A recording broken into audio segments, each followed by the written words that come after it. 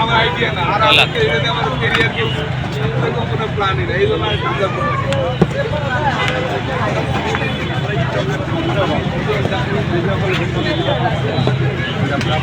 আজ চলে এলাম মফিজ ভাইয়ের ঝালমুড়ি খেতে। এই ঝালমুড়ি সংসদ ভবনের দক্ষিণ প্লাজায় বা দক্ষিণ পাশে মানিকময় এভিনিউতে প্রতিদিন সন্ধ্যার পরে উনি বসেন। অনেক মজাদার, অনেক সুস্বাদু। বন্ধুরা, ভ্রমণ প্রতীকের পক্ষ থেকে চলে এলাম নতুন একটি কন্টেন্ট নিয়ে।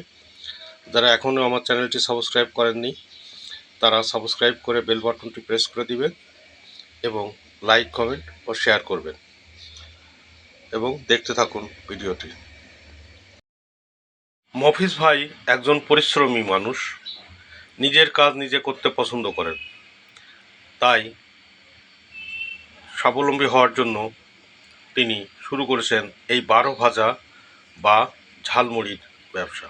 বিভিন্ন রকম চানাচুর, ভাজা, ঘটি গরম এবং টমেটো, বোম্বাই মরিচ, ক্যাপসিকাম, পেঁয়াজ, মরিচ এবং অন্যান্য বিভিন্ন সংমিশ্রণে মশলার সমন্বয়ে উনি তৈরি করেন এই ঝালমুড়ি। অত্যন্ত মজাদার।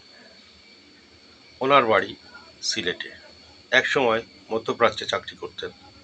হাড় ভাঙা পরিশ্রম করেও ভাগ্যের পরিবর্তন করতে পারেনি। দেশে ফিরে এসে বেকার জীবনযাপন। এরপর শুরু করেন এই 12 ভাজা বা ঝালমুড়ির ব্যবসা। আলহামদুলিল্লাহ অনেক ভালো আছেন। প্রতিদিন সন্ধ্যার পরে মানিকময় এভিনিউতে সংসদ ভবনের দক্ষিণ পার্শ্বে উনি প্রতিদিন বসেন। বেচা বিক্রি আলহামদুলিল্লাহ অনেক ভালো হয়।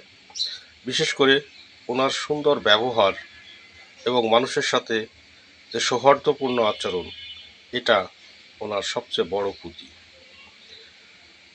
ব্যবসাতে এই সদ্ব্যবহার বা সুন্দর ব্যবহার খুব বেশি প্রয়োজন। কারণ আমরা অনেক জায়গায় ঝালমুড়ি খেতে যাই বা অনেক জায়গায় স্ট্রিট ফুড খেতে যাই, তো যারা এর বিক্রেতা থাকে তাদের ব্যবহারগুলো তেমন ভালো হয় না, কেমন রূঢ় আচরণ করে। কিন্তু মফিজ ভাই তার ব্যতিক্রম। উনি প্রতিটা ব্যক্তির সাথে এতটা সুন্দর সম্পর্ক তৈরি করেন যে যে কেউ তার ভক্ত হয়ে যায় এবং ইচ্ছা অনিচ্ছায় হলেও ওনার দোকান থেকে ঝালমুড়ি কিনে খায়। এটা তার সবচেয়ে বড় অ্যাচিভমেন্ট। এই ঝালমুড়ির রেসিপি ওনার নিজের আবিষ্কার। গতানুগতিক যে মশলায় তৈরি করা হয় উনি একটু ভিন্নতা এনেছেন। এই যে ঘটি গরম, অর্থাৎ চানাচুরের উপরে একটা ঘটি বসিয়ে রেখেছে, তার ভিতরে এই যে আগুন জ্বলছে, তার মানে এই চানাচুর ভাজাটা বা এই ভাজাটা সবসময় গরম থাকে। ছোলা, বুট, মুড়ি, বাদাম, বিভিন্ন রকম আইটেম দিয়ে উনি এটা তৈরি করেন।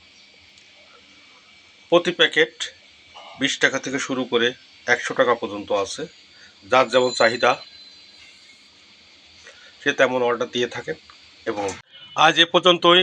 আবারও দেখা হবে নতুন কোনো কন্টেন্টে, নতুন কোনো জায়গায়, নতুন কোনো স্পটে। সে পর্যন্ত ভালো থাকবেন। আসসালামু আলাইকুম রহমতুল্লাহ।